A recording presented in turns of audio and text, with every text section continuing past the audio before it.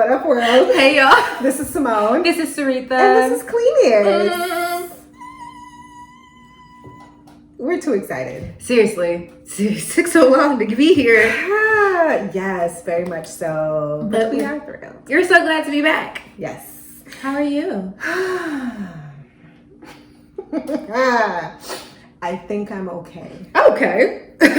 How about you? I also think I'm okay. I don't think I realized how stressed I was last week until like the beginning of this week kind of started, as in last night, as in I couldn't sleep, as in I was stressed before I could even start the day. But got into my devotional, got into my worship music, really, got before God about what I'm supposed to be doing, feeling better about it.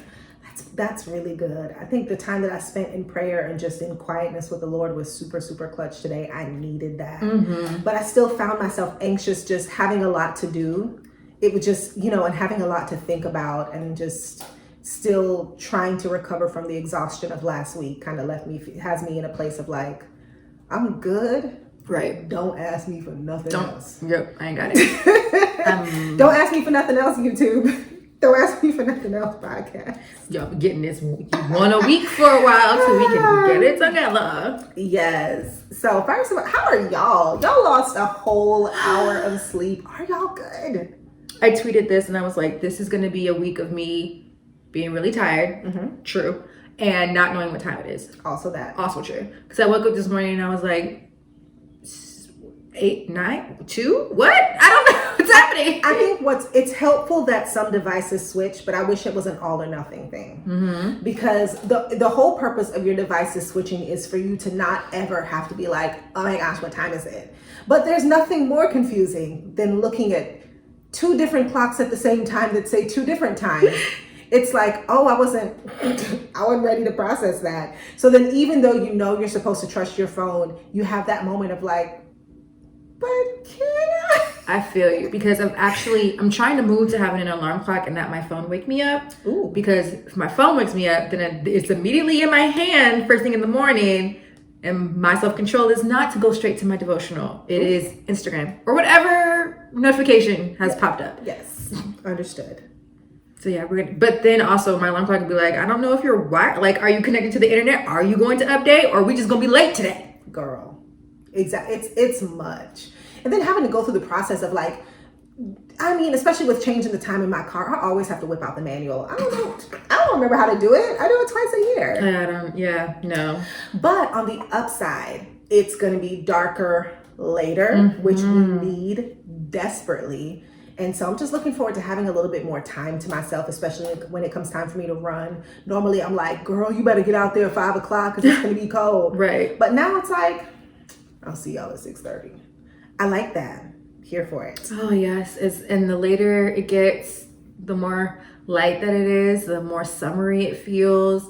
Atlanta had all of 2-3 days of sunshine, and I finally understood, because I used to be like, Atlanta would have like a couple dark days and then it'd be sunny and you'd see people in shorts and you're like, it's not that deep.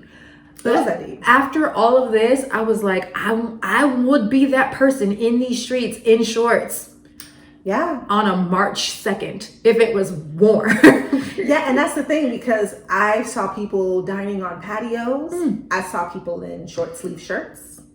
And I was like, you know what, guys? I feel you, because the sun does not last around here in this godforsaken town. And it's just like, you got to get out and enjoy it. But then there's also pressure to get out and enjoy it. Mm-hmm. Because the thing is, I don't think y'all understand. It has rained for 99% of 2020. Come on. And when we say 99%, I mean like the rain is not like, oh, wake up in the morning. Oh, I woke up in the morning. Oh, it rained overnight. I got a little break. No, drizzle. The rain here has been constant. You wake up in the morning, pouring. You're eating your lunch, pouring. Mm-hmm. You're leaving work, pouring. You're about to go to bed, pouring. It has been relentless. And so when the sun finally came out and we saw that it was going to be like hours of consecutive sunshine, everybody was like, go outside! And honestly, I'm gonna be honest, first day, did no such thing. No. Ordered food, didn't leave my house for a second, didn't check a mailbox, just nothing.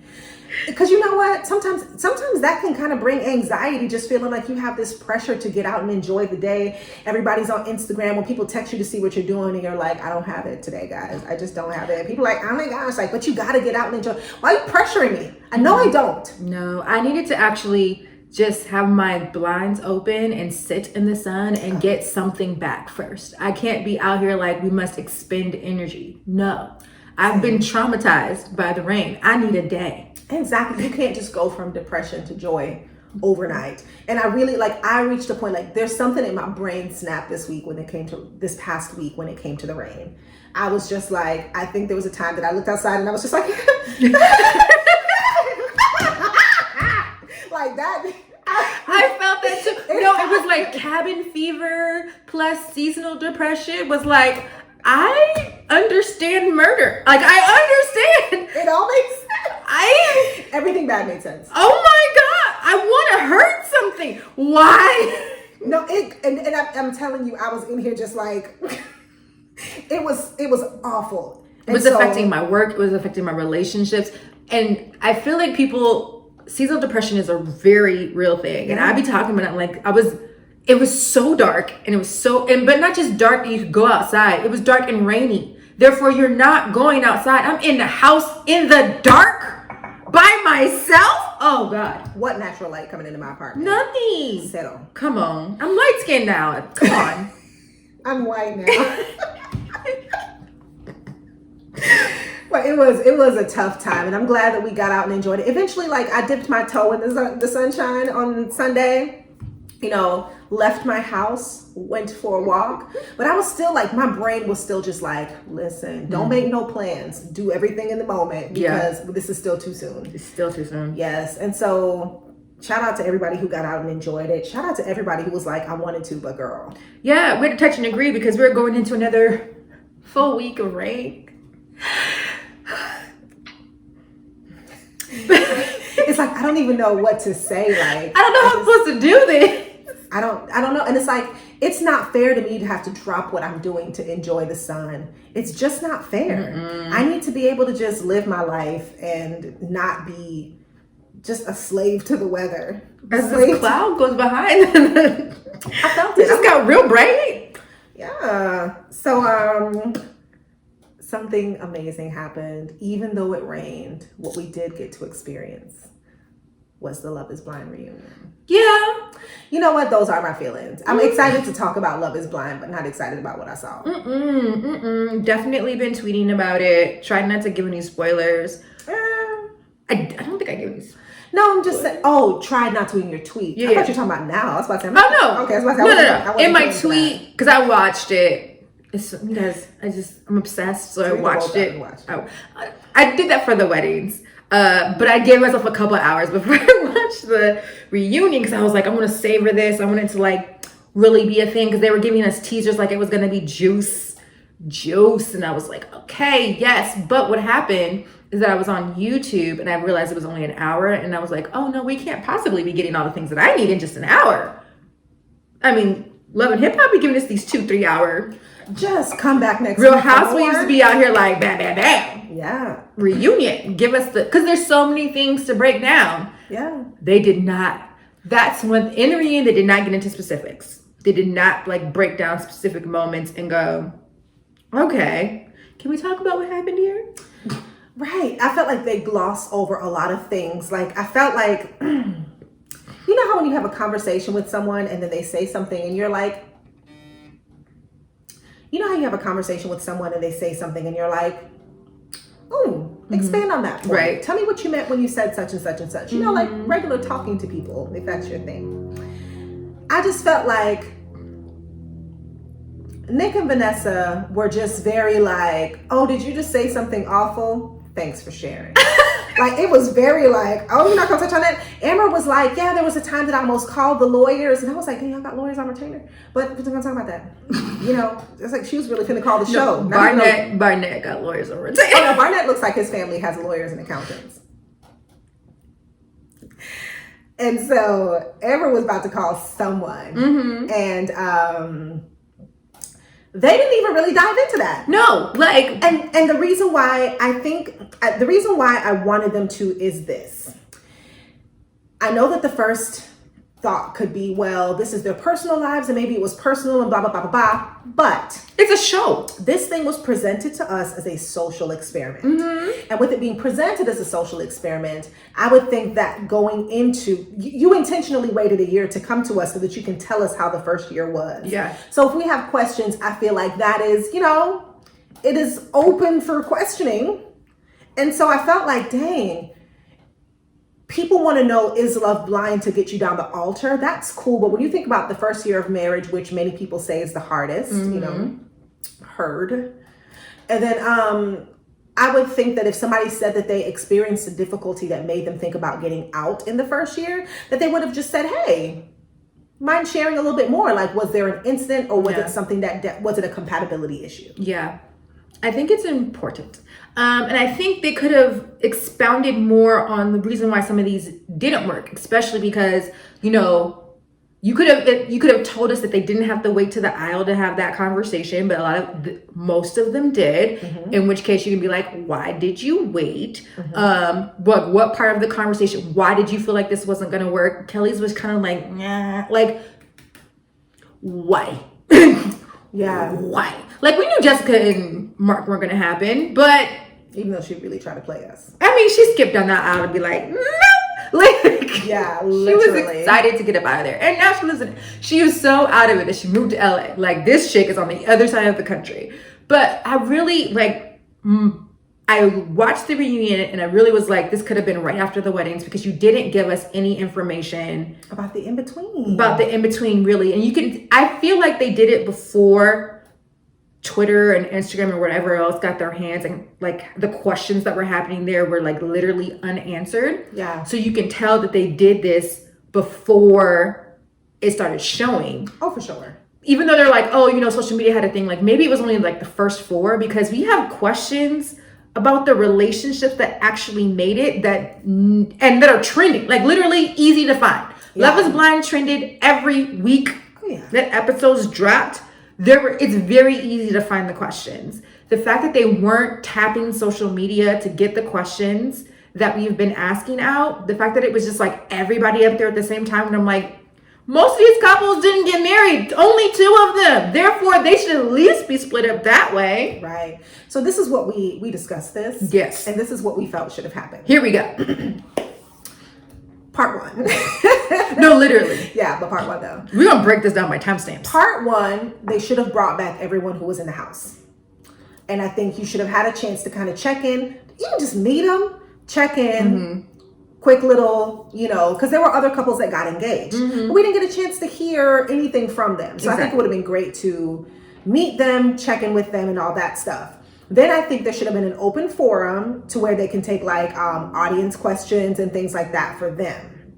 Then that's the first hour. Part 1. Then after that, the next part, however you want to do it, whether it's an hour, whether it's the next week, whatever. Part 2. Part 2. You start sitting down with these couples. I think who you should have sat down with first, just in order of just relationship ending, your Carlton and your Diamond. Yes. When you sit down with them, I think that you should have, I don't even know if you should have spoken with them separately, bring out one, and then maybe try to do something together. I'm not even sure. Mm-hmm. But I know that you should have hit them up first. But one thing that definitely should not have happened is when a one Vanessa Lachey asked Diamond what she could have done differently for that whole situation with Carlton to have played out differently. And that bothered me so much because I was like, why are y'all coddling this man? Ask him first and only what he should have done differently in that situation. Yes. But don't ask her. Something was done to her. She didn't lemonade until he started acting up. And like by then he had already called her out her name. He'd already said, beep the ring. He'd already thrown the ring into the pool. In addition to the fact that he was a whole jerk the night before. Yeah. So a lot of things already happened before she, lemonaded on him. And so I just kind of feel like, don't ask her what she did differently when this horrible, horrible thing happened to her. Because regardless of, I heard that there were some like promo videos that may have shown the incident playing out differently. The only thing I saw was the way the incident played out on the show. Exactly. Which showed stuff being done to her. Uncut. Like, guys, I think what's very difficult about this is that they wanted to like really be soft because he's LGBT, and they're like, we don't want to get into that. But he was wrong. No matter his orientation, he was wrong. And so they needed to be like, and also what I really don't like about that is that they allowed him to have this whole let's be friends forever, give her this ring, like asking if they could possibly be a thing. And I'm like, let's allow for the fact that this man lied to her in the pods, hurt her, called her out her name, let all of that play out, didn't really reach out until it was until the show was happening. So you don't get to say no, beep the ring and then come back with the same ring that some Netflix intern just fished out of that pool. You know you ain't gonna get that. And try to turn around and try to assign some weird meaning to it. Guys, we gotta stop being friends with people we break up with. We're not all friends. Listen, I feel like because it was on camera, again, it was a pressure because for some reason she's the one who did wrong. It's a pressure on her to be friends with him when she does not have to be friends with him. If she had said no, again, now it's on her because it's like, oh, I accept his apology and da, da, da, da. Like we allow Amber to be like, I accept your apology, but I'm not cool with you when it comes to her and Jessica. Barely. Why can't Diamond, outside of being seen as the angry Black woman if she doesn't, or the one who is homophobic if she doesn't, be like, nah, I can't get down with that? Exactly. I don't think that she should have been put in that position. And I also think that, because I feel like it would have pressured her to give a certain answer. But I also think that as hosts, I feel like Nick and Vanessa really just wanted everything to be kumbaya. And I'm not saying we got to be shaking tables and standing on couches, but you just want it to be real. Yeah. Because even with Amber's situation, when Amber was over here trying to speak her little truth, talking about how she felt like Jessica made a fool of her, and Vanessa's, no, she didn't, because you got Barnett.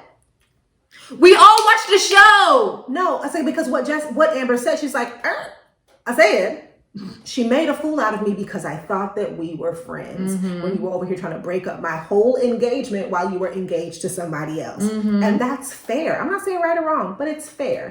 And I felt like Nick and Vanessa didn't want anybody to express any negative feelings about how anything went. You know, it's like, do you forgive her? Do you accept the apology? Okay. And then Amber was like, well, and they were like, about that. Right. Relax. Right. And I'm just like, let her feel how she feels. It's okay. And I think they were so anti-mess that it ended up being just not real. Not real at all. Wouldn't let people get into things. Okay, so yes, part one was that. Part two, beginning. I feel like they should have protected Diamond more. Yeah, she had zero protection. No one was on her side. And I was like, guys, like we watched it, especially as Black women. We're just like, I love that Lauren got her moment, but I'm like, y'all need to like hold Diamond down because she wasn't in the wrong. And the thing is, even when she got mad, she never again brought his sexuality back up to him as a means of like hurting him. This girl literally went lemonade and then went and cried at the bar. Right. And then also, speaking of just people who were just doing this, Jessica wasn't really called to the carpet for what she did. And so I was like, I'm trying to understand how Mark is being held responsible for, not Mark, how Diamond is being held responsible for what happened between her and Carlton. But Jessica was out here being pure, just trash for no reason, just by choice. And she wasn't called to the carpet for the way that she acted, the way she treated Mark. We're not talking about the way she felt. If you felt like, hey, you had an issue with the age gap, hey, I get it. You know what I'm saying? Look, I don't know about these people in their 20s. But it was just like, she wasn't called to the carpet for the way that she treated him, the way that she disrespected him by going to Barnett, the things that, it's like they brought it up. Right. But she wasn't called to the carpet for it. You gonna ask Diamond what she would have done differently? Ask Jessica what she would have done differently. Right. And like outside of just, I would have had less to drink. From the beginning, when she misinterpreted when she interpreted Barnett going, if there were no one else, I would pick you. Like, from that onset, she really believed that he just didn't know what he wanted, even though he picked someone, even though he stayed with that someone, even though he really was looking to marry. Like, he never, post that, he never gave her the, it could be me and you moment. So even in Mexico, when she pulled him to the side, even when they were back in Atlanta, when they were talking over at the birthday, like, never, even fireside, when she was like, oh no, what do you mean? I never wanted to give you the idea of that girl.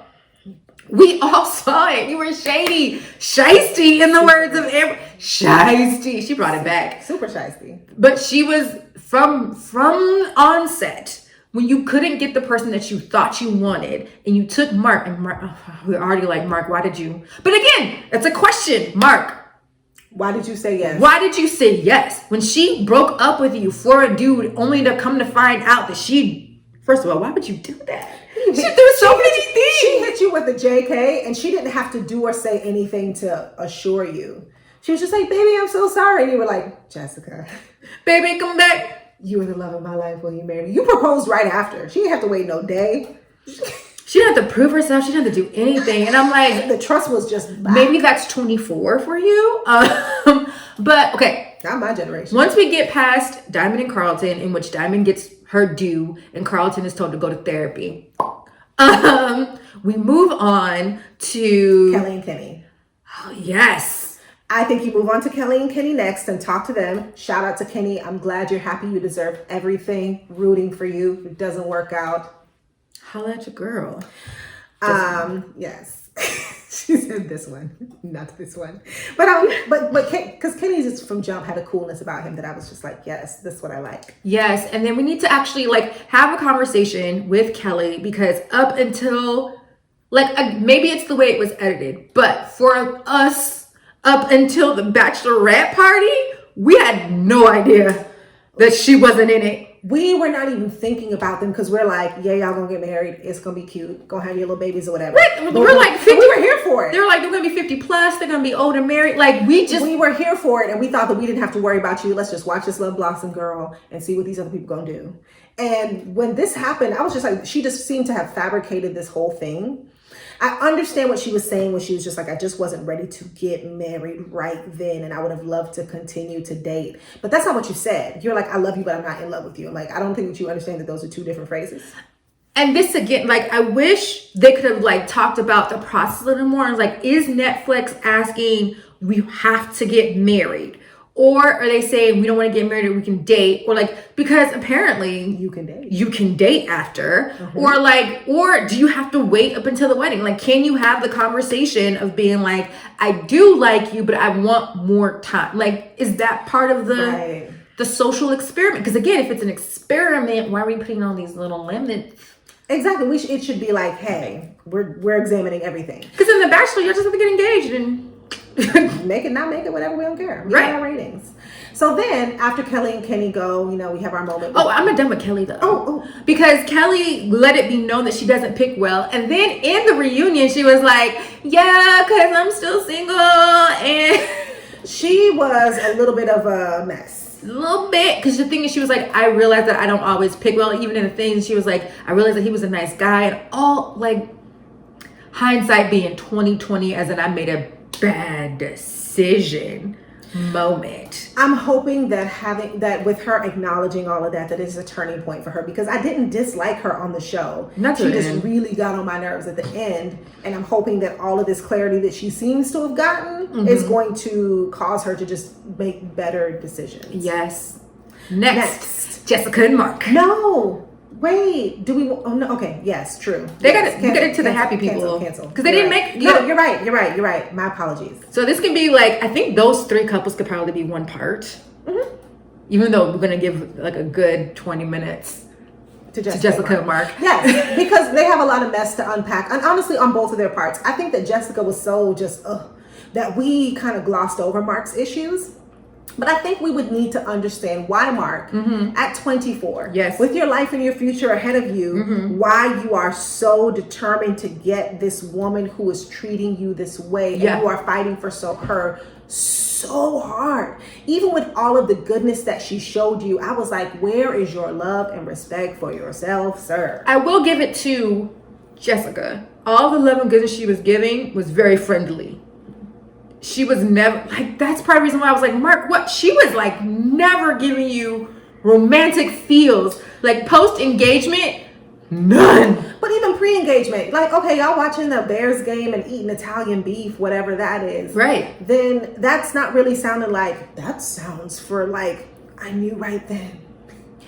I think we were gonna. It's so difficult because Jessica kept bringing up his stuff as the reason why they shouldn't get married. Like, you're young, and at 24 for me, I was doing this, that, and the third. I'm like, why don't you just be like, yo, Gotta go inward. I can't. I just can't. Yeah. And cut the cord. Yeah. She would bring it up, and then as soon as she was like, but she would be setting him up. She baited this man. What is who is a woman that you like really admire? And he'd be like, my mom. And she'd be like, I'm not your mom. And I'm like, whoa. I just feel like Every dude wants his mom. I'm like, well, whoa. Shouldn't he? Like, I feel like for anyone else, you're like, oh yeah, you love your mom. But the thing is, when they say women want a man that's just like their father, people feel like, oh, that's so sweet. Mm-hmm. But the girl died. But when he says he admires and loves and respects his mom, she was like, don't be thinking I'm about to be your mama. And I'm like, I'm not gonna do your laundry. I feel like he did not. He didn't even ask. Someone else brought up his laundry, and she was like, "Oh, I'm not gonna be the one." And I'm like, okay. I was like, no one made not a one request. I think everything was just a red flag immediately to her, and she was just like, nope. Because she didn't. But everything's a red flag in your relationship you don't want to be in. So there. And again, I don't know if Nicholas was making them stay together, but I'm like, call it. The thing is dead on DOA. Yeah. Literally got engaged, got to Mexico. DOA. Call it. Yes, and I would think that I would want them to kind of dive into her age issues too, because my thing is this: you knew how old this man was and you accepted his proposal. Why? Simple questions. Small baby journalism that Nick and Vanessa were just out here not giving us. And I'm like, that's a really, really basic question where it's like, hey, you seem to have a really big issue with his age. Mm-hmm. Why accept a proposal from someone that you know is super young? Why not just be like, nah? And I will say, Mark said it over and over. He's like, none of this is new info. She knew I was a personal trainer. She knew I was just starting out. She knew how old I was. How is it a problem when all of this was in the open before we got engaged? Exactly. Rebound engagement, in which case did she stay around so that she could be in Barnett's atmosphere the whole, like, why? Oh my God. Because it's a question to be like, if you can call it at any point, because Diamond and Carlton called it early. If you could call it at any point, why did she stay engaged that long? Shout out to Diamond for just knowing when to get out. Because Jessica, and I don't know what incentive they were getting to feel like they needed to work it out, or because even with Jessica, it wasn't indicative of some inner turmoil that she was feeling. Like, one thing I will say is, with small note about Lauren and Cameron, because we mentioned this last week and it has nothing to do with the reunion, she was very clear about why she was kind of hesitant. Mm-hmm. And you were like, okay, I see her grappling with something, but her working through it. Jessica did not appear to be working through her issue or help me to understand, or, it just kind of felt like she was constantly putting this man through the ringer for no reason. And then she always tried to come with some deep reason, except for the age thing. She just tried to come with, well, when I was 24 and I was a girl, but you're not. He is. What life do you feel like you're taking from him? Mm-hmm. If he still wants to go out and watch a game with his friends and he has a child at home, we're not saying he can watch every game and every team, but I'm saying he can catch the one. Right. You don't want to talk about making Italian beef and watching the Bears. I kind of felt like y'all were going to have a little basement situation. He could watch it at home. I'm confused. Why are you so pressed about his activities? Right. Like, it just felt like, okay, you already knew who he was, and now you're like, he wouldn't fit in my house. He wouldn't fit in my lifestyle. He wouldn't fit in my... And I'm like, no one else is fighting this but you. His parents are cool. Your friends are cool. The only one who was upset was you. And you are the main factor. So therefore, call it. call. Like, I think that was my issue the whole time of being like, Jessica, why are we still here? Why are we still doing this? She took off the ring and we were like, okay, girl, next you know, she's back. She's back. Literally, I was like, the next episode, I was like, they're still there, because the thing is, we just had Diamond and Carlton, so I was like, if she takes off the ring, they out, right? No, she's back in there. So I was like, why are you gonna be? That's a good question. Why did you stay so long if you were just really knowing for sure, like you knew for sure that this wasn't gonna work? Yes. Why? And so after they just kind of asked her basically why for everything. And Mark to like get some assurance in yourself, like, yes, what's good? Why are you didn't have to accepting take this? it, right? Why did you stay too? Both of y'all, so many whys. And he kept saying, but she was just such a good person. I'm like, that's not enough though. Like, you are lowering yourself for this person, and you're jumping through hoops for this person. And I'm just like, outside of this context, is that what you would do? Or is it like, what is it? Okay, so then after this, we would go to Damian and Giannina. Yeah, I'm glad you didn't shoot your shot. Apparently. You know, apparently Damian was taken when we saw him at the Ponce City Market. Yep, because he and Giannina, yes, back together. Apparently, did not break up that long. I read something on Extra or something, like they got back together hours later. Okay. Which is interesting, because on the reunion, she made it seem like there was some soul searching and figuring out that she didn't want to lose him. And I was like, it sounded like months. Right. But like it was hours later? Hours? Yeah. Well, I was like, Damian is a glutton for punishment. Because this chick, man, she did seem very zen at the reunion. She seemed like she meditated and spoke to someone and prayed. She is a telenovela by herself. Yeah. And I can say it because she's Latino. She's all the ups and downs. And this dude is signing. Okay, if you sign up for it, okay, that's fine. I couldn't. I don't like that type of, I need constant in my life. But I don't understand how you have that revelation in a matter of hours. He did say he thought they both were going to say no to marriage, but yes to dating, which again gives me the thought process that Netflix was allowing them to be like, however y'all want to do the relationship. But the thing is, the way that they kicked it, because the language was constantly or say goodbye to them forever. That was the language that they constantly used. So it's interesting to me, like when I was like, oh, so y'all just got back to, y'all went to dinner that night? Like, that's not what they said. But when you say a couple of hours later, I'm like, y'all went to dinner that night. I mean, it looked like it was midday to, You know what I'm saying? So I really evening. Maybe she showed up at the house like, I don't want to leave. I mean, but they've made it a year later. They're still dating now. So big up. Hey. You know? Clap, clap. Yeah. I mean, and there are questions I would have still asked. Giannina, you dropped some atomic bombs in your relationship. What are you doing to manage the up and down of your temperament? I think dating is probably a less stressful situation. I see it. Yeah, there's that. Okay. I think maybe that's the thing. Like maybe it was just a lot. It's a month. You're trying to like figure out how to merge your lives, and she was just, maybe there's that, or maybe she's a little True, maybe she was freaking out, like, oh my gosh, you know, maybe she was freaking out, like, oh my gosh, we're getting closer and closer to a wedding and all this stuff is happening and I feel this way, and is this something worth bringing up? I don't know. I mean, the things she brought up were things that she brought up were like, oh my gosh. Yeah, I mean, I have to remember though, like just like Mark's young, she's young, she's like 26. She's 26? Well, at the time she was 26. She's 25 or 26. She's a baby.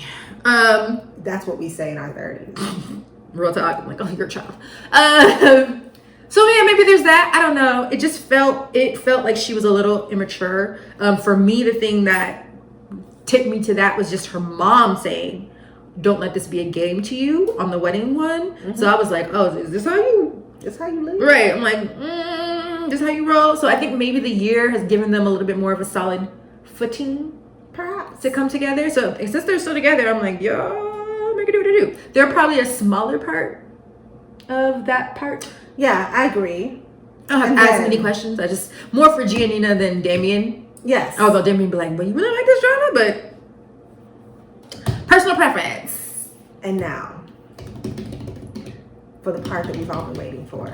Amber and Barnett? Oh, cancel. No, no, they're not in this. I'm like, are we excited? No, we're not. We're not. I'm a little bit excited because they're a cluster. Yes, and so okay, so then now we're finished with them. We're going to move on to Amber and Barnett. Mm-hmm.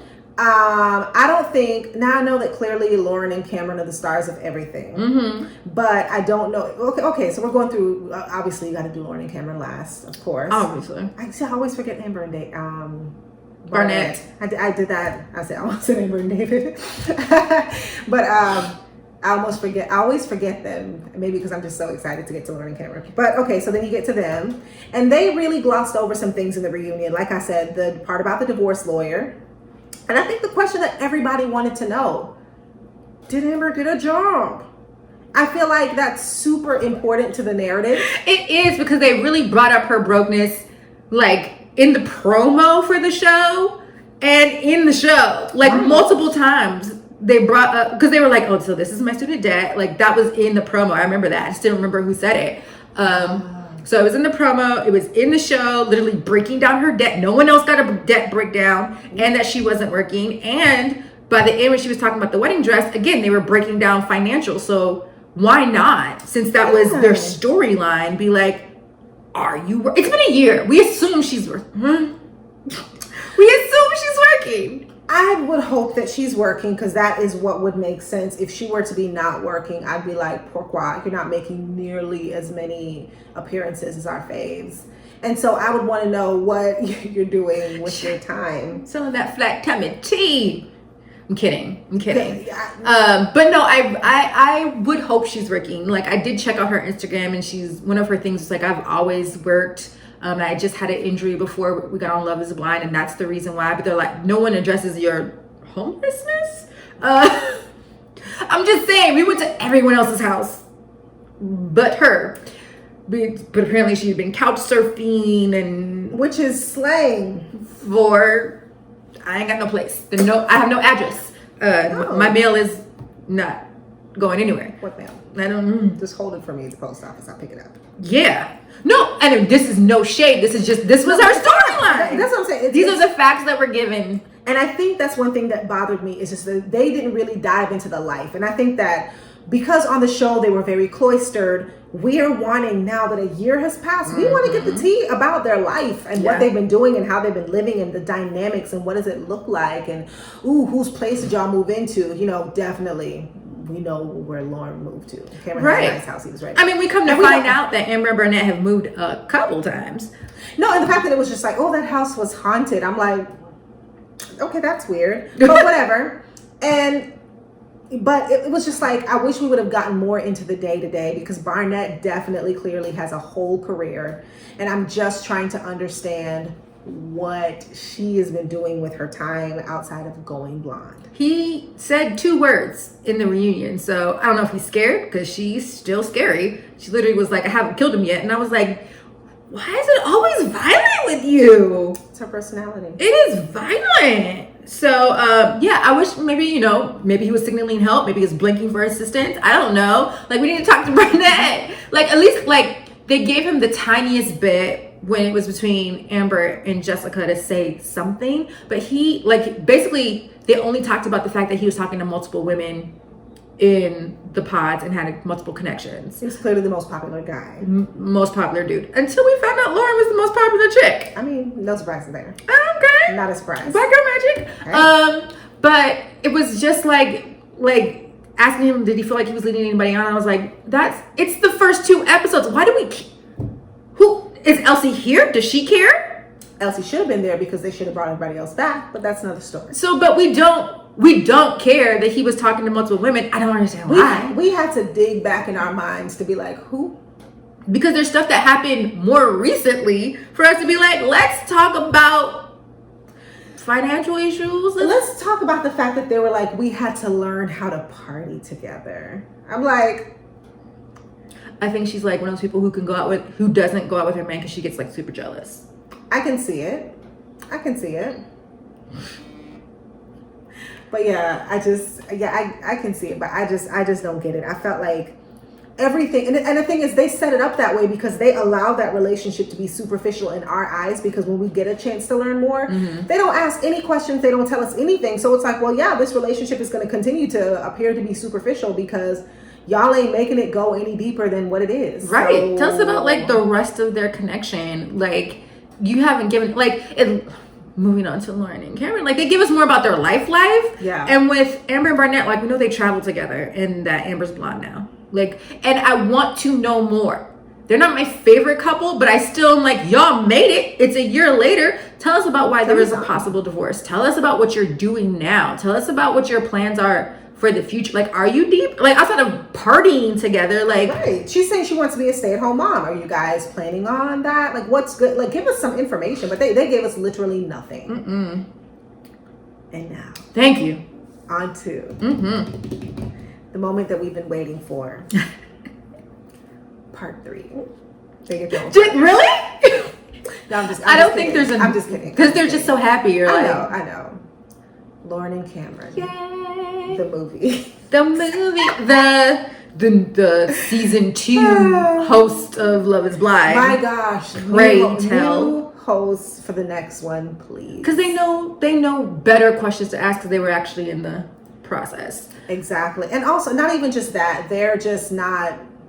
Nick and Vanessa didn't bring anything to the show. They didn't bring anything to the reunion. They didn't bring nothing but themselves. Y'all were literally reading questions off of cards. Like, you weren't bringing anything else to the table. Like, reading comprehension skills are it. And it wasn't like, because I thought about it and I was like, maybe you guys are a couple that have been married for a long time. So it was like, okay, you're bringing some insights in marriage, anything to the table. There was nothing. There wasn't like, hey, in our first in our first year, we really struggled with such and such and such. How did you feel? There was no insight. That could have been anybody in those seats. Yeah. And so that's why we would like for it to even be in the else. show, like if your host, you only showed up in like 2 episodes, 3 episodes, but like for a second, like why?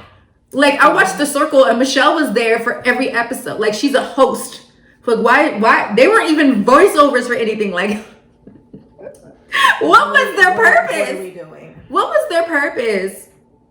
I have no answer. But Lauren and Cameron, everything. We got actual ideas of who they are, which I appreciate. Yes, they talked about getting a dog. They talked about spending holidays with his family. She's like, I went up to Maine and hung out with his mom and his sister. We just had our first Thanksgiving with everybody down. It's like, you feel like life. Right. Oh, I'm seeing a glimpse into your life together and how it's not just we're doing this press tour, but it's like we're doing life. Yeah, they've moved into our house. They said Cameron's house from the episodes. She was like, she did not keep in her old place. Like they actually answered questions from the episodes, and I was like, why is this the only one? Everybody, we could have asked pointed questions to everyone, but they really were like, let's follow up here. How's it going? I wish we could have gotten a little bit more of how do you keep a marriage a secret for a year? I would like to know. Y'all living together, going out together, getting dog together. Yeah, still posting on social media and stuff, and it's like, how does one do this? Just, questions. Regular questions. And then at the end announce that, if there's going to be a season 2. Well, okay. Moving on from them. We love them. They have their own YouTube channel. We're here for them. They're doing press. They have definitely been the top couple of Love is Blind. Everybody loves them. Everybody's rooting for them. Yeah. It's been a year and some change. All the things. I can't wait for the babies. All the things. Yes, here for it. Season 2. Yes. Projections, things we want to see happen. If they're doing a season 2, I believe it's probably already happening, because if we want to have the same type of longevity, and I would hope so. Like, let's not rush it because it's a hit. Yeah, you still need to give them the time, and even if we don't do a year out, give it at least 6 months of marriage for the couples that make it. And maybe a little bit more footage towards the end, and not like so heavy in the beginning, and then we're like, once we get to it's like sparse. It's very sparse when it comes like to bachelor parties and everything like that. It was just like, oh, new people that we really are like, where did you come from? And like, a little bit more information about these weddings, maybe more with the parents. Like, I don't know, however you want to just build that out. Yes, make it a little bit more complete instead of just little glimpses. And also for like the cast, one thing I would like to see, because if this is truly a social experiment on whether or not Love is Blind, I would like to see some different skin tones, some different aesthetics. For those of you who don't know what I mean by that, I mean maybe a curvy person or someone with short hair, somebody with maybe tattoos, just really, really different looks. Right, because all of the people who were shown were conventionally good looking. It's ridiculous. You're like, Love is Blind. Everybody's pretty. You're like, okay, a girl with maybe like a natural curl pattern. Just regular, degular stuff. we got more different types of personalities and people in there that really have to dig deeper to get to know each other.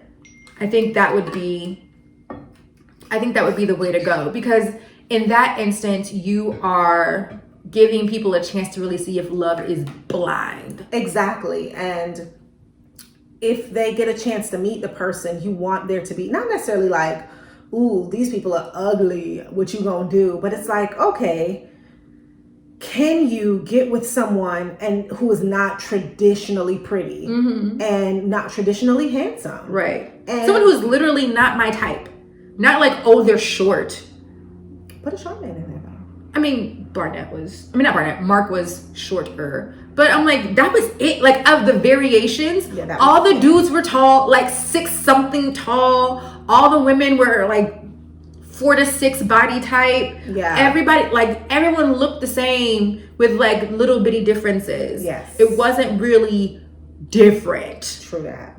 So Love was like colorblind, but yeah, Love was blind, but there was a really big safety net, you know? Yeah, super huge safety net. And so I would just like to see them kind of slowly inch a little bit of that out to see if people can be like, oh, okay, this isn't what I expected, but I'm really rocking with this person. Right. And, Atlanta's not just white and black. If you're going to do it in Atlanta again, like we got a bunch of ethnicities. And even just black, there's variations. So many variations of black. We got Jamaican. We got so many types of people here that it really is like white and black, that's it? That's all I got. Yeah, no Asian people at all? Not one? Not one. Not even a mixed one? Nothing.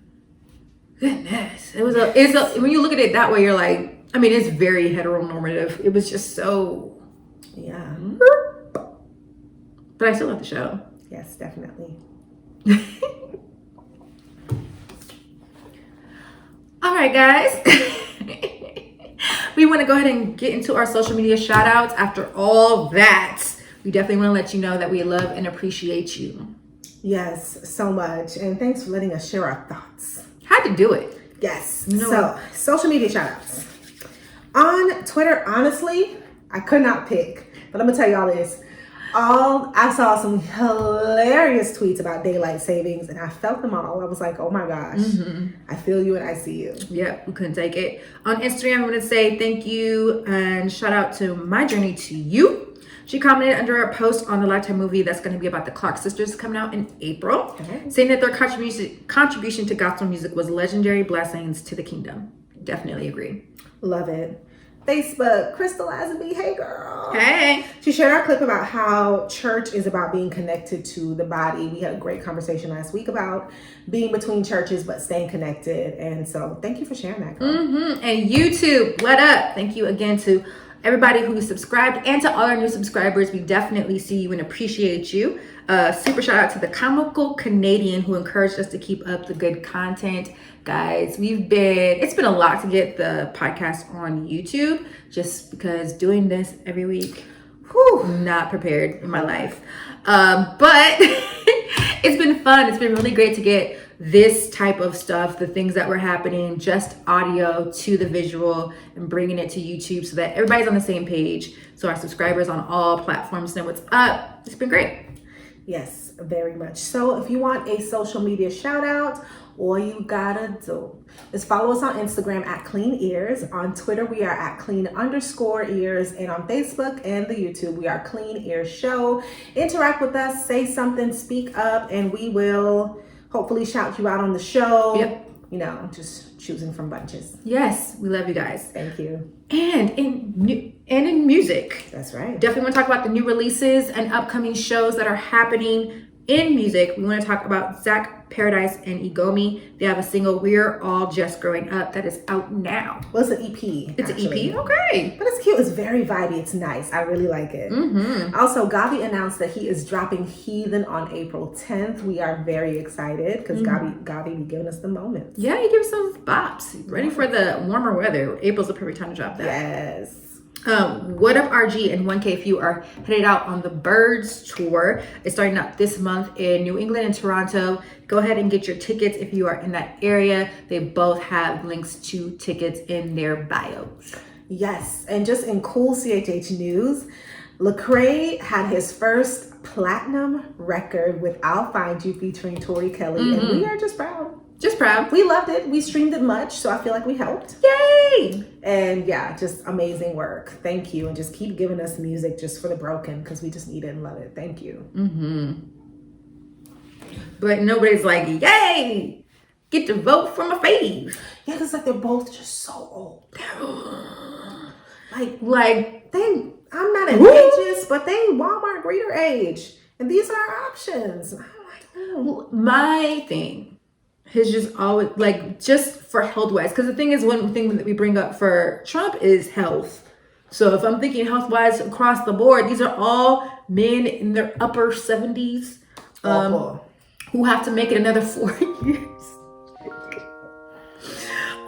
Making really tough decisions that age you, and they have already aged younger presidents. So these are the type of decisions that can take you to the grave. Like, and I'm just being serious. Like, these are things that are very heavy. You have the weight of millions of people and their legacies on your shoulders.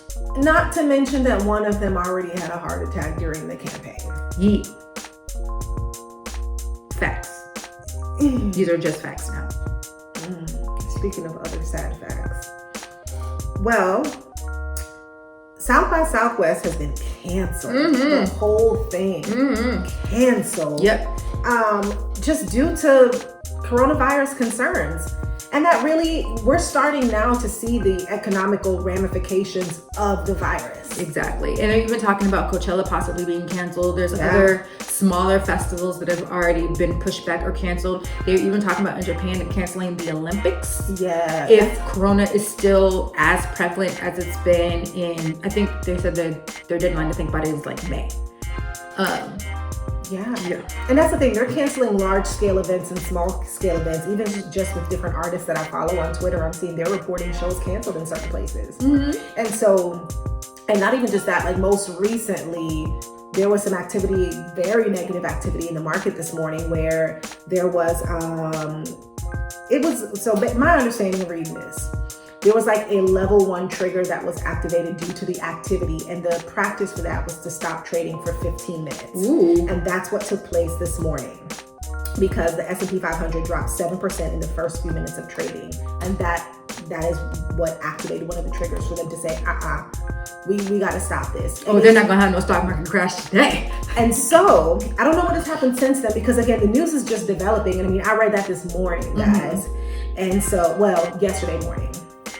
And so basically they're saying that a lot of people are just selling off their stocks because of fear of the unknown due to the coronavirus. If they're not able to, like if people aren't able to go to work and then it's affecting business in certain areas and so on, then it's like, okay, it's affecting my stocks. Then people are kind of just like, let me sell this, let me sell that. People want to be a little bit more liquid. Like it's one of those situations when you think about it, especially when you think about people who are paycheck to paycheck, they're not allowed to take the time that it would need to be to like be quarantined or sick. I've been at jobs where they're like, oh, you're sick when we see you sick. Like you got to come in and then we'll be like, oh, you're too sick to be here. Then you leave. Now, if you have coronavirus and you come in, get all these people sick and then leave, now they're holding it and then they're handling foods or services or they're in somebody's face and now outbreak. Exactly. And it's tough to say, oh, we'll stay home, because I mean, that's not possible for everybody. And also, we're not even entirely sure exactly where everything is. So it's like, okay, is it worth it in my city? And then it's like, I'm not really seeing, it looks like in other countries, their governments are stepping in and saying, this is what we're going to do. I mean, but Italy just quarantined like I think 17 million people, which is like a fourth of their population in northern Italy. Literally were like, all y'all, because they thought they only had 1,000 registered cases, they have 5,000. Oh my gosh. And then I saw this morning also that a facility where they were quarantining people in China collapsed. Yeah. And that at the time it was reported that 10 people passed away. And it's like, I've never seen anything like this in my life. And I've seen things. I've seen the West Nile, the Ebola, the swine flu. I've seen some things, but I've not seen anything like this before. I mean, even the people who in San Francisco, the cruise ship, I think it's the Queen Anne, they're quarantined on the ship. And as of today, Monday, they're supposed to have a plan of getting them off the ship and where they're going to take them. We don't know the plan. Ben Carson didn't want to tell us the plan, so we hope that there's a plan. But they're running out of food. And it's one of those situations of like how to get the food to them without having any contamination. But the problem is that people don't have a way to get tested right now that is efficient and affordable.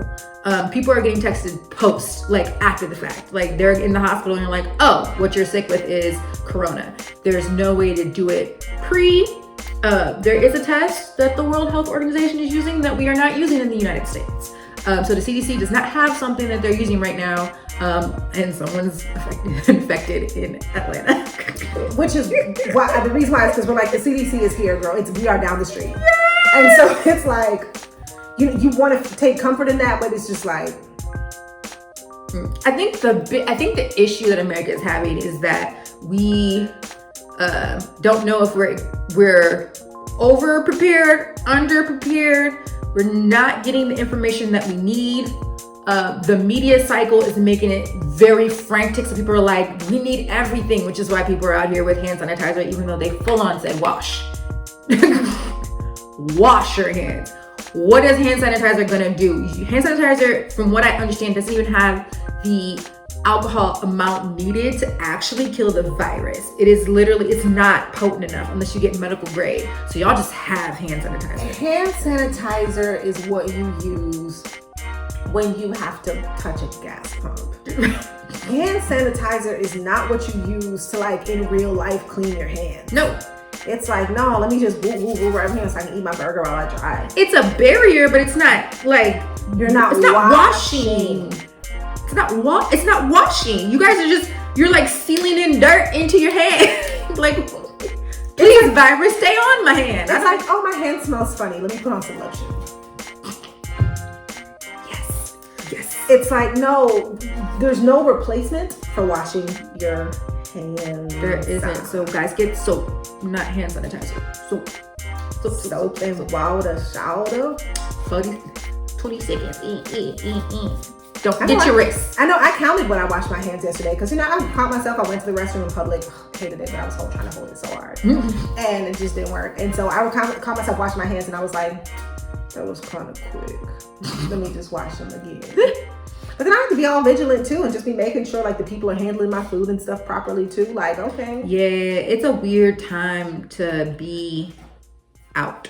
And I can imagine food service people feel a lot of pressure.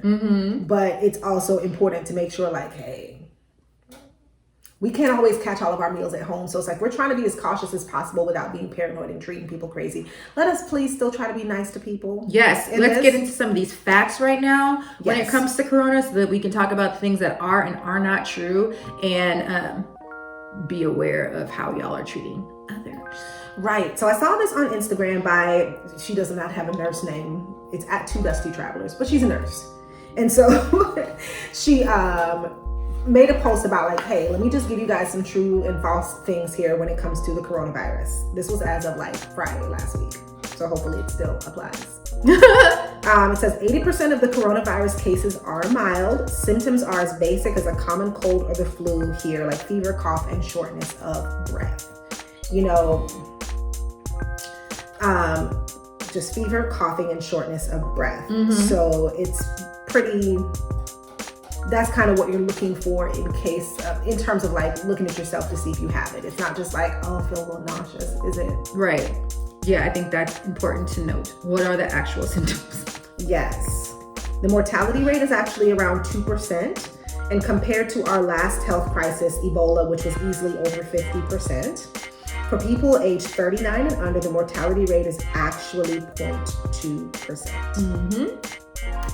Got to be careful though, because even though the mortality rate is low for younger people, if you interact with older people, you still want to be very aware because they are more susceptible to it. And I also would say children are more susceptible because they have, their immune system be out here just weak. Yes. Which is also why there was a school in California that just closed it down because they had a family that was infected with the coronavirus. Oh my God. That was going there. So yeah. Oh wow. And that was another thing, the fatality rate does increase gradually with age, but also we are likely to see more cases and to see it continue to spread to other countries just because people are still traveling. There's nothing we can do about that. Mm-hmm. Sad but true. I mean, it's very similar to the common cold, and you know how that spreads. So, unfortunately, yes, it's gonna happen. Right. And then lastly, it's easy to protect yourself. Wash your hands. Don't touch your face. The only time it's okay to touch your face is if you wake up one morning and discover that you have been left home alone. Steer clear of sick people. Now, steer clear doesn't mean mush you get out my face when you don't touch your face. Doesn't mean spraying Febreze on people on the train. It doesn't mean like that one meme where somebody shot someone. Don't do that. Jeez. It was funny, but it was awful. It was fake. In terms of things that are false, false is that you can tell who has coronavirus by their race. No, you cannot. Yes, it originated in China, but anyone can get sick. Literally anyone. Stop. Don't be discriminating against people who are Asian. Exactly. It's coming. It's in a bunch of countries right now. Exactly. Another thing that is not true is that it's unsafe to travel. It is still safe to travel. I wouldn't fly to a high-risk area, but it is okay to travel, and you can actually check the CDC at cdc.gov travel site for up-to-date information. They're kind of letting us know where it's safe to go, where you should probably not go. So if you are traveling for work, or if you are planning a vacation, kind of look and see where you can or can't go. These travel deals are real low right now, guys, because people are afraid to travel. So hotels, flights, I was looking. Ooh, spring break's coming up. I was looking, and who was it? Like Frontier was like 50% off. 50. I was like, oh, people really are not going anywhere. And I was looking all over too. I was like, how much? I want to go home one time for one time. Look here, I had to remember that I have goals, but I literally was like, no. That's hilarious. Now, another thing that is not true is that we should close our borders. Right. It's already here, girl. Come on. But global health experts, as in people who actually know what they're talking about, saying that this does not this does not stop the spread of the disease, and this is counterproductive. So we do not need to close our borders to something that is inside our borders. Yeah. And then lastly, what is not true is that we're all gonna die. It's like, just calm. She literally said, just calm down and wash your hands, guys. And I hope this is helpful to you. Actually, reading it was helpful to me because let Twitter tell it. It's like, oh my gosh. Now I try to be mindful that I'm only really paying attention to tweets from verified accounts by people who are skilled in that field. I think be mindful of that too. Sometimes you'll see something in some crazy statistics and I'm like, oh, at ZachDGC92751, I feel like I can just not pay any attention to that. Yeah. So let's be smart in the news that we're taking in too. This is a time where so many people all over the world are talking about this, and it's really important to make sure that we are vetting our sources and not allowing ourselves to believe everything that we read, especially on social media. Yeah, guys, I get it. It's scary. Yeah. Because you just keep hearing about it. but I would say that you're most likely not gonna get it. So be smart about how you are dealing with stuff. And if you really have to feel away, just don't shake hands with people. A quick fist bump, elbows, curtsy, I don't know, bow. Hit him with one of these. Hit him with one, my favorite, head nod, real quick. But there's really easy ways to just keep to yourself and keep it together. And if somebody is, I think my only thought process of this is that there's a lot of people who aren't going to be able to take off work or not be in big social settings. So be aware to not feel away as people are coughing around you. It's also the season where people get colds and flus, just regular ones. Regular ones, yeah. So you don't have to be like, eee! Get thee behind me! Let's really be nice to each other. Yeah, in church, y'all calling the usher over. I was in church please don't let this be the day that I go. No, and that's the thing, because I was in the store the other day, just grabbing something, and I started coughing. And then I found myself just about to be like, I know I was just randomly choking on spit because I can't function as an independent individual in this world. Because it really was. I was just minding my business off. Someone was like, and I was like, oh no. I got nervous for a second. I was like, these people probably think I'm dying. And I'm like, no, I just don't have control over my function. Yeah. Yeah. We'll keep you updated though as stuff still goes down. Yes, we shall. If we ever get a plan, that'd be great. I think I will feel better when we have a plan. Yes. Yeah, actually, yeah. In other news, recently in the news has been Nathaniel Woods. If you guys don't know his story, he was a guy in Alabama who was recently executed death penalty wise. Back in 2004, he was convicted of killing 3 police officers. But since then, they have reviewed his case and they were starting to see that he probably didn't do this. They figured that he was innocent, and a lot of civil rights leaders came together and they were trying to get Alabama to review his case because they were like, this man is most likely innocent and you guys have him on death row. And it looks like he did actually pass away. And now the death penalty is starting to be reviewed in Alabama due to that. Wow. I'm glad that they're looking at the death penalty in Alabama. I didn't know that part. I mean, you put it on. No, I didn't. I didn't put it on there. Jesus. I just put his name. Why? Because I was going to look up the story. Oh. But at the time, it did not happen. Okay. I'm gonna cut that part out then because we have to both talk about it. Oh, yeah. Oh, for sure. Okay, also, something that's been interesting, because, we're music girls, and so these particular cases always... These particular cases always... Oh, man, it's empty-ish. I guess it's just all this technology right here. Okay, all right.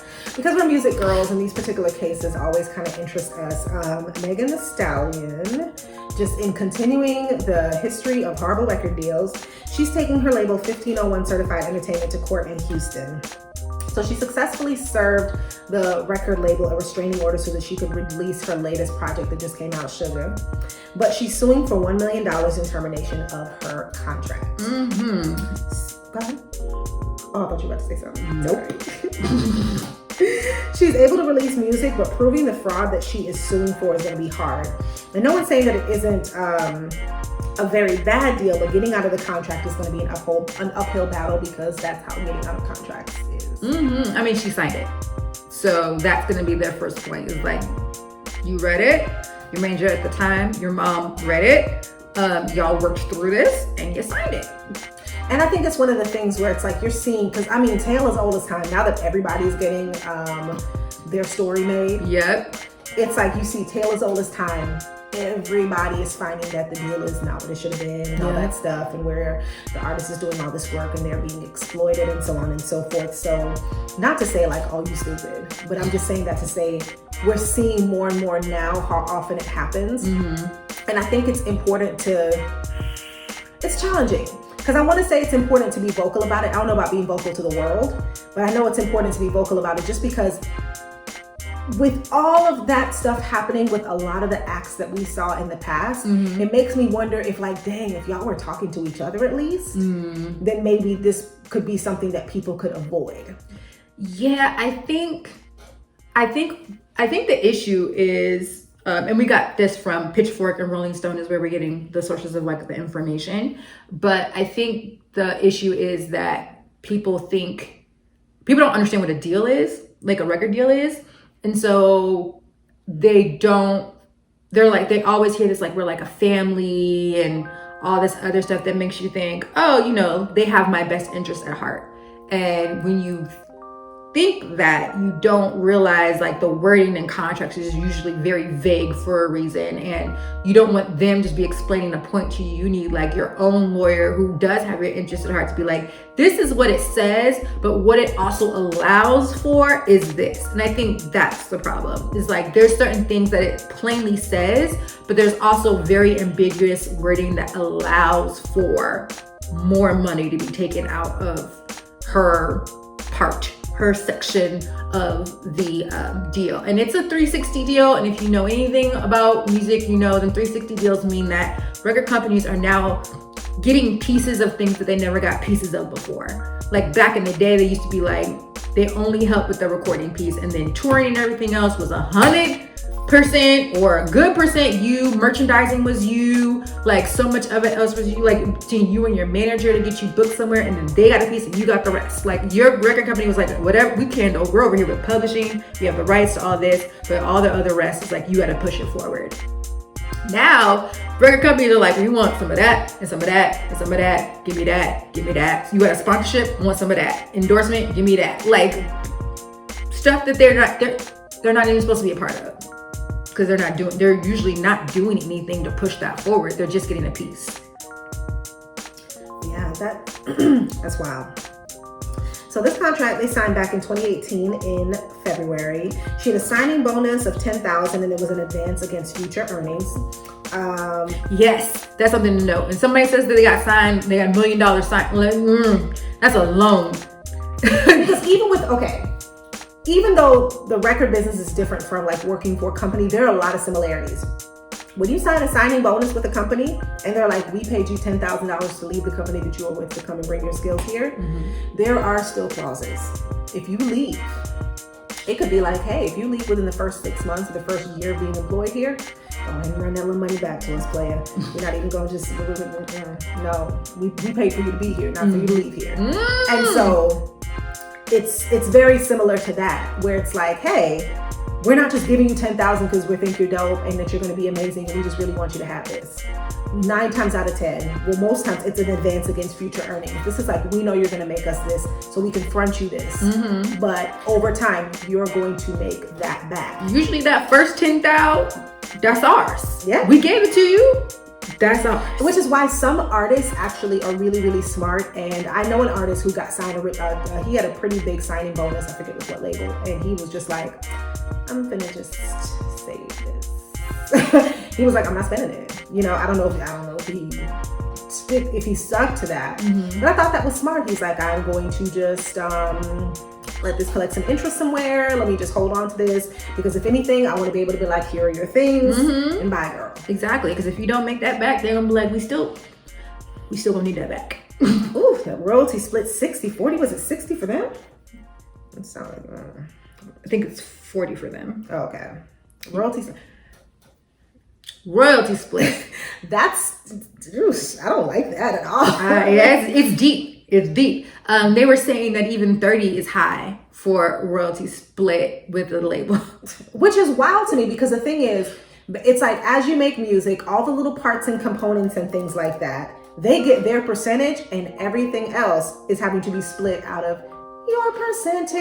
Yes. So if they get 40 and you get 60, that's a cute 60, but your 60 has to go to different places. They get their 40. Absolutely. So what we're talking about is like other writers, production, sample clearances. That's coming out of your 60. So you want to get as low for them as possible because you have to pay so much out of pocket. Which is wild to me because the thing is, what labels are great at doing is wanting to put their people in the room. So they want to connect you with this producer and this writer, and all of that stuff is cool, but that's coming out of your 60. And you don't know how much it costs to get those people in the room. So sometimes if you have somebody that's just writing a hook and then you're writing the verses, sometimes I'll be like, let me go. Can I write the hook? Right. I know. You know what? I like my hook. We don't need a session singer to sing this hook. I will sing the hook. This is a lot of reason why you have them. Like, why are they singing? They don't want to pay a session singer to come in and sing the hook and have to pay them for their time. And if they change a word in that hook and y'all keep it, publishing credits. It's a lot. So speaking of publishing, yes, the label's affiliated publishing company deemed exclusive administrator of the rights to Megan's music and an undivided 50% interest in the worldwide copyright. Again, that means they get their 50 first, and her 50 has to be divided. My God. So they get their 50, and if that person changes words in the hook, they get part of Megan's 50. You see my face? It is a bad deal, guys. Like they weren't kidding. Like when Roc Nation saw this, they were like, "Ooh!" And then the label received the full net amount from Megan's other business and paid her out separately. Which is very interesting because I work with someone and they're like, she gets paid after. That's how it's supposed to be. Like she gets paid after the artist gets paid. So the artist company gets, and then they pay her out. So it's very interesting that Megan, full net from her other things goes to them first, and then they pay her like she's an employee. And that's the thing. You know what? Put a pin in that thought. I'm going to come back to it. Also, they get 30%, a whopping 30% from Megan's other income sources: live performances, merchandising, sponsorships, endorsements, like Sarita mentioned earlier. So it's like all these things where it's like, now that you're famous and people want you to be the face of this and the face of that, they don't have nothing to do with you being the face or the look or whatever of something. And they get 30%. Yeah, and I think Megan was working with Coach when they did the collab with Michael B. Jordan. So that Coach money, 30%. And then, my God. They have exclusive. I'm reading this is making me and sad. sole rights to Megan's name, her stage name Megan Thee Stallion, and her real name Megan Pete, and her likeness for all merchandising and live performances. Oh, you don't want to do this anymore? We put you right on a shirt with your sayings and all that, unless you trademark. Hot Girl Summer took her a while to trademark that. If anything was coming out, they get that. And now the thing is this, like, legal language is a bear. I will tell you this because when I was studying for a financial certification, it was a financial book written by a lawyer. Ew. And so all this, because everything is dictated by the state. So all your financial laws, rules, regulations, these are codes of law. So even though you may be like, yeah, such and such, X percentage of taxes, blah, blah, blah, blah, blah, that's not determined by the financial industry. That's determined by judicial branch. So it's like legislative branch, my bad. You can't give us nothing. But so when I was studying for a financial certification, I had to read all this legal language. And when I tell y'all something, me and my study group, we were looking at each other like, ooh, this language is like, it's real weaselly. Right. And I don't think it's intentional, but we called it weaselly because we're like, you gotta almost know what you're reading. And we had to spend most of our study time just understanding the language. And once we came to understand the language, then it was like, okay, I can look at this, I know what they mean, I know what they're talking about, I know what they're asking me. Right. So it's like reading this stuff, these contracts that are written by lawyers, it is no joke. The language is on another level. Legal language, wording, they literally will put things in certain sequences just to be like, we know what this means. Only another lawyer would know what this means. So you're at a point of where, yes, you can be at a point where like, what do you mean you have exclusive rights to my name? That's what happened with TLC. And not even just that, it's not even just any old other lawyer. You have to kind of understand because then it's still breaking down to a particular industry. So even for me, I'm reading legal language, but it's finance stuff. So it's like I have to understand the financial concepts coming in so that I can just break down the legal language. Yeah. Which means you can't just be like, oh, my friend. Right. She's in law school. Let me see if she can look at. You need to get somebody Right. who understands that industry and law, which is why there are different practices of law. Yeah. Because- And the person who did this article, who they were bringing in for this article, does know. He was like music lawyer. So he saw this and he was like, whoa.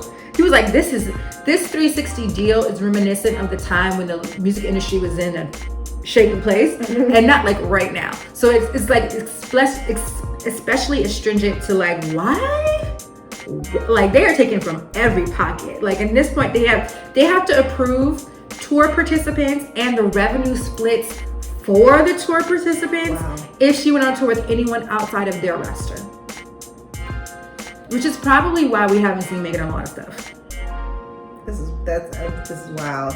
And lastly, we have that they get a 30% commission on all features above $1,000 and Megan's appearances in other media like movies, TV, video games, even though they're not a talent agency and would not be working to procure employment for her. So if she's out here just hustling, doing her thing, or if she's just popping and a lot of people are reaching out to her for stuff, you know what I would do? Do everything for 1,000 flat. It's very interesting because when you think about for Megan, she has a manager. So if her manager is doing their job and getting her in places, the manager gets their cut. 1501 gets 30%. So if her manager gets what, like 8%, like something like that, like 8%, that's 38% that's going to other people. Now Megan and her team are only working, what's the number? Don't do it. I don't know. 68, 60, 30, 90, 82, yeah. Okay. 68% got to work between her and her team paying out those people. 62, sorry. 62. My bad. So how much is she actually making at the end of the day? They said she's not making a lot. You know, and that's just, or even if it's a lot of money and she's making a lot of it is still going from her to a lot of places. And the thing is, sometimes people feel like, but it's $1 billion that we're talking about, so X percentage of, no, that's not the point. Like, when some of y'all be complaining when taxes come out your check. I'm mad. I'm upset because you'd be like, whose Medicare is this? And so it's like, all of that is coming out of your percentage. And then you have somebody whose percentage is out here just untouched, just pure, raw, unfiltered. That's the whole thing for them, is like they're getting undivided. They are mostly getting net, so the taxes are being paid, so no one's gonna come for the taxes. But that means it's coming after Megan's net. So it's like taxes are getting paid. So Megan's net means that Megan paid the taxes. It's like if my job gives me a paycheck, boom, this is my net amount of my paycheck, and taxes are already paid because I paid them because it came from my gross. Yeah. Then I gotta sit here and say, oh, let me give you 30% of that. Jesus don't even ask for 30. I mean, I have to. So that's what I'm saying. Dang. I don't know, my tithes might be slipping. Right, girl, what's that? You be like, Jesus, I'm at what? I can still pay people, and that's the whole thing, is like everything else is coming out of her. And the thing is, what you have to understand is this. When you have to pay other people, it's not just, okay, I pay my manager or something like that. You have Glam Squad. You have driver. You have she ain't taking Uber. It is like you might have a tour bus or something like that. You may have like that kind of transportation if you're doing, Publicist, if you're like really out there and popping, like every flight that she has to take, like the label is not covering any of that. According to this, no, they ain't. And so it's just like, that's wild. Well, it's my hope that she's able to get out of it, but if she does get out of it, it's not gonna be without coming out of the pockets super duper and blood. She's gonna have to pay. I mean, TLC had to pay all of these people unless they stayed in their bad deals and just gave them what they just said they were gonna do. I didn't get like how many albums she's set in there for, but this deal is only 2 years old. Yeah, so we don't even know how long it is. My gosh. And then some people, because I saw it somewhere and I can't find it, but oh well. Some people do elect to sell their publishing, but when you look at how much of it they already get, it's like, she might have to. I mean, they have 50% of publishing, so Whew. And like she's too young in the game to have something that's like worth a lot. Yeah, and the thing is, having something like this go on, I don't know if this will discourage certain brands or companies from working with her until this is resolved, or what too. So I think that sometimes it's challenging to go public with something, because you'll either have companies that say, girl, we get it, and we're going to help you secure your bag, but then securing the bag while this contract is still while she's still bound to this contract, and it's still giving money to them too. So then it's like, do I want to call me when it's handled, girl? Right. You know what I'm saying? And so, and when you think about the fact that she's signed not just to them but to Roc Nation management. So, and that's the part that's challenging, because it's like she's popping. She's not small popping. She popping. She gave us a whole summer, a whole season. It was summer 2019, sponsored by Megan Thee Stallion. And we don't even know what she gonna do for us for summer 2020. We don't even know the theme. I don't know the hashtags yet. I think it would be interesting if she'd be able to do. I mean, if she has to get out of this contract right now and be in the studio for the next thing, because I mean, in actuality, Free Girl Summer. That might happen, but in actuality, her management has not really pushed her as like, she could be super duper popping. There was a whole video that didn't come out, and that's the thing, because at this point, they have so much leverage, so much power, that it's like they can put a stop on her stuff, and it's like, well, right? You know what I'm saying? She can use her name right now today. They're letting her use Megan Thee Stallion. Watch her, she gonna come out to me hella next week. I mean, her full gut. Megan P is owned by them. Like, who did that? I don't think they understood this contract. Yeah, and so to me, because we know that we have a lot of musicians that listen and things like that, because we're all about these indie artists and things like that, and I'm like, look, get a lawyer. Either that, or be prepared to spend a month or 2 or 3 deciphering this language and stuff like that. Get a lawyer. Don't let them push you into signing. I think the issue is like, you want it so much and you want to be signed and all the things, and you just get this opportunity and this contract comes to you, and you just be like, you know, you don't want to say that you want some time to think about it or look it over, because then you're like, what if they take it back? Like, they take it back. Because you know what? I'm popping.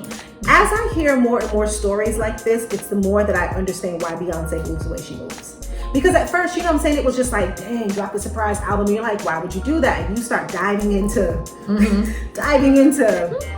the sickening marketing budget for a project for her. And you realize, like, dang, so much money would go into the marketing and promo, and she could be like, no, I'm not paying for that. No. And especially now that she knows that we are going to, support everything. We're checking for her. Sometimes you just got to refresh the title to see if she drops something, And so, just in case. Just be like, are there clues? That's what happened to me when Everything Is Love came out. I was minding my business. I was on the phone with somebody and I was like, oh, Beyonce dropped. I gotta go. And then somebody called me and I was like, no. DND. So, I mean, I see now why certain artists elect to do things the way that they do it, because you realize, like, dang, if you're gonna have to pay for all this stuff, what's the point? That's why a lot of people choose to be independent. Like, Chance is just like, I would rather have to do it all on my own and push it forward by myself, because at least I know what's coming in and out of my pocket, rather than being like, I'm giving you pieces for stuff that I don't even understand. And look at him, he's big indie. Famous indie. He's the face of indie right now. Even though his indie is, he got help. How indie are you? But he's inspired people who really are like truly independent artists, and they're like, at least I know what's in my pocket. Right. That's why you have people like Master P. Like, I could do that. I could do that myself. Ice cream man. So, so I get it now more and more often. So just especially for the artists who listen, I just encourage you to get a lawyer to read a contract if it's presented to you, and get a lawyer. Yep. All right, well, guys, I hope that you enjoyed our current event episode. We actually, Saritha and I are always talking about what's going on or not going on in the world. And so this is kind of like you're getting a filtered, yes, very filtered sneak peek into like just our regular conversations. It's kind of nice to share that. Yes, we love doing current events episodes. We'll probably do another one in a few months. Yes. Let some of this debt settle. Hopefully Hopefully there'll be different news. Come on. It'd be nice. As soon as I said it, I was like, We've been talking about Corona for like 2-3 weeks now. Come on now. Need that thing to just I'm good. go and die. So guys, if you're loving this episode, especially so on YouTube, definitely drop it in the comments and let us know. And if you are listening to the podcast, definitely hit us on these medias and let us know how you're feeling about it, if you're loving it, and definitely share your thoughts on the things that are going on. We'd love to chat. Yep. All right. On to what's in your headphones. Yeah. What up, good people? Yeah. We're back with what's in your headphones. Yes, we skipped listener questions because y'all didn't give us no questions. Why not? Y'all don't want to know stuff? Y'all don't think we know stuff? Yeah, so if we don't get questions, I feel like it's okay to skip it. Yes. It's fine. It's gonna be a longer episode anyway. Yeah. So what's in my headphones is Front View by Swayze. So we were introduced to Swayze at A3C last year, Sure. and he won Rapzilla's contest on their first night when they were doing like an open mic situation. Not open mic, sorry, they were doing like a showcase. My apologies. And Swayze won the grand prize that night. And so we got a chance to see him perform the following day. I will say this. It was hard for me to get a feel for his style or his flow because it was just a lot of just, you know. He was excited And he's new. Yeah. But he's also very, very young. I like Front View because it was my first opportunity to finally listen to him. So that was my point in saying that. Like, we saw him perform. I didn't really hear nothing. But I was pleasantly surprised when I got a chance to listen to his music because I'm just like, lyrically, he is nice and he's young, which means the only way to go from here is up. So I'm just really excited to see what he's going to do. And the live show stuff can be refined, so I ain't worried about it. Yeah, congrats. I feel like he's going to be one to watch in like the next, year or two live. It's going to be like phenomenal. That's absolutely amazing. Nothing's in my headphones this week, guys. I didn't get to listen to that much, but if you want good music in your headphones, you definitely want to follow us on Spotify. Link will be in the bio of all the things. We have music from Sivion, Mikey J. I think that Nikki or Mikey. Okay. Levi Parker and more. Follow us at clean_ears_podcast on Spotify to get these songs and more that we are listening to. Yes. And that note, Yes. it's time to go. Yeah. My God. We've been here for a while. Gosh. You guys have seen the weather change back and forth, and Yes. we appreciate you. Long time. long Yes. day. So before we go, if you want any and all of our things, you want to check us out on our website. Yes. www.cleanyourshow.com has all of the goodies there. My goodies. Other goodies. My bad. So also, make sure you check out our YouTube channel. For those of us who are, you're already watching this on YouTube, kind of just go to our profile, subscribe, see what else is going on over there. And for those of you listening on the podcast, check out our YouTube channel. We're Clean Your Show. We're so much fun. Oh my gosh. And we're so cute. Like, go see us. If you want to support the content, if you want to be here for all of the exclusives, check us out on Patreon. We're www.patreon.com/cleanears. We give a lot of exclusive content there. They know about things before the rest of the world. And we do have things that are coming up that we really want to share with them and, of course, share with you. Yes, of course. And of course, if you're loving the show, drop a 5-star review on any platform and we will read it on the show. Yes, I do check every week, guys. And I know if you've done it or not. 5 stars is great. 5 stars and a comment means that I can say something. I don't know if you just put 5 stars, it doesn't give us any information as to who to shout out. Just want to put that out there because you may have been like, we put in 5 stars. I can't see. If you don't say nothing, you have to write a review. Say something good. But I appreciate you. We appreciate all the 5 stars. Oh, for sure. Thank you. You got a right to. Yes, and until next time. Have a good time. Bye.